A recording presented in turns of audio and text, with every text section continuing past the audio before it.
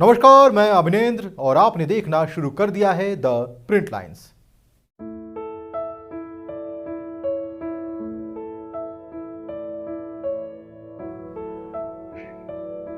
लोकसभा चुनाव 2024 के नतीजे को लेकर लोग बेसब्री से इंतजार कर रहे हैं।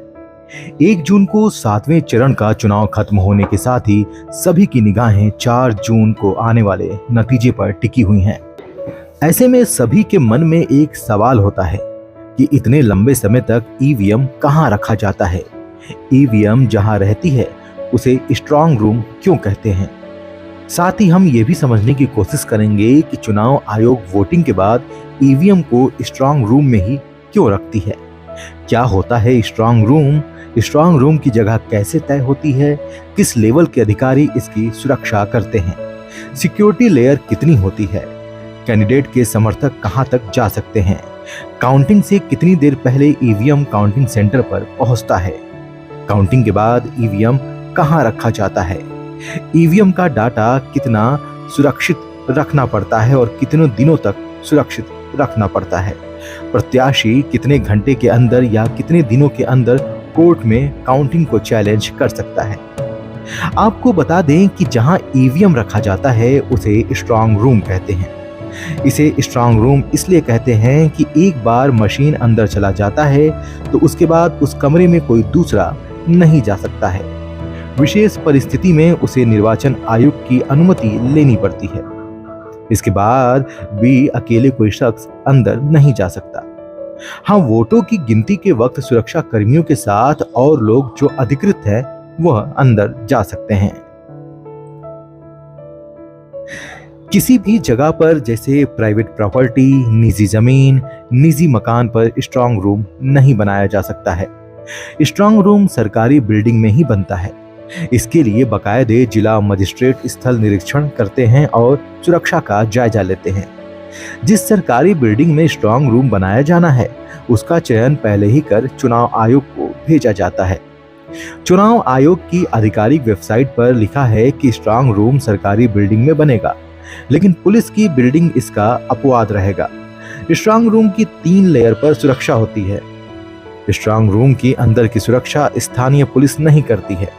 इसके लिए पैरा मिलिट्री फोर्सेस या अन्य तरह के फोर्सेस की तैनाती होती है। हाँ, स्ट्रांग रूम के बाहरी सुरक्षा की जिम्मेदारी राज्य पुलिस के हाथ में होती है, लेकिन फिर भी यदि प्रत्याशी चैलेंज करता है तो उसे भी हटाकर बीएसएफ या सीआरपीएफ को लगाया जा सकता है। स्ट्रांग रूम में रखे ईवीएम मशीनों की सुरक्षा के बारे में जिला अधिकारी, पर्यवेक्षक लगातार स्ट्रांग रूम का दौरा करते रहते हैं। यहाँ पर त्रिस्तरीय सुरक्षा व्यवस्था होती है। निर्वाचन अधिकारी सहित अन्य अधिकारियों द्वारा समय समय पर दिशा निर्देशों के साथ निरीक्षण भी किया जाता है। बता दें कि जहां स्ट्रांग रूम बनता है वहां पूरा एरिया सीसीटीवी में कैद होना चाहिए। अधिकारी कंट्रोल रूम में बैठकर मॉनिटरिंग करते रहते हैं। प्रत्याशियों या उनके प्रतिनिधि को भी सीसीटीवी से सब दिखाई देता रहता है। आने जाने वाले सभी लोगों का रजिस्टर रिकॉर्ड रखा जाता है। स्ट्रांग रूम के कमरों की संख्या, किस कमरा में कितना ईवीएम रखा गया है, इन सारी बातों की जानकारी लिखित में प्रत्याशी और चुनाव आयोग दोनों को पहले ही दे दिया जाता है। कंट्रोल रूम में अंधेरा ना हो इसके लिए बिजली 24 घंटे रहती है। टीवी स्क्रीन पर सभी कैमरों का डिस्प्ले दिखना चाहिए। कैमरे को विधानसभा के हिसाब से लगाया जाता है ताकि किसी भी विधानसभा को देखना हो तो पर्यवेक्षक तुरंत देख सकते हैं। सभी कैमरों को इस तरह से लगाया जाता है कि सामने कमरे की दीवार पर भी उस कैमरे की जानकारी दिखे। यदि कैमरे कम पड़ते हों तो और भी लगाए जा सकते हैं। कंट्रोल रूम में अलग पार्टी एजेंटों के मॉनिटरिंग रूम भी होते हैं। यहाँ 24 घंटे प्रत्याशी या उनके प्रतिनिधि निरीक्षण कर सकते हैं। मॉनिटरिंग रूम में टीवी स्क्रीन पर सभी कैमरों द्वारा सीधा प्रसारण होना चाहिए। मॉनिटरिंग की 100% सही हो रही है कि नहीं इसका भी ख्याल रखा जाता है। एजेंटों का बगैर कार्ड बनाए अंदर नहीं जाने दिया जाता है। काउंटिंग के दिन 2 घंटे पहले हर स्तर की निगरानी के साथ स्ट्रांग रूम को खोला जाता है और फिर ईवीएम को काउंटिंग स्थल पर पहुंचाया जाता है। अमूमन जहां स्ट्रांग रूम बनता है उस जगह पर ही या उसके अगल बगल में ही काउंटिंग स्थल भी बनाया जाता है।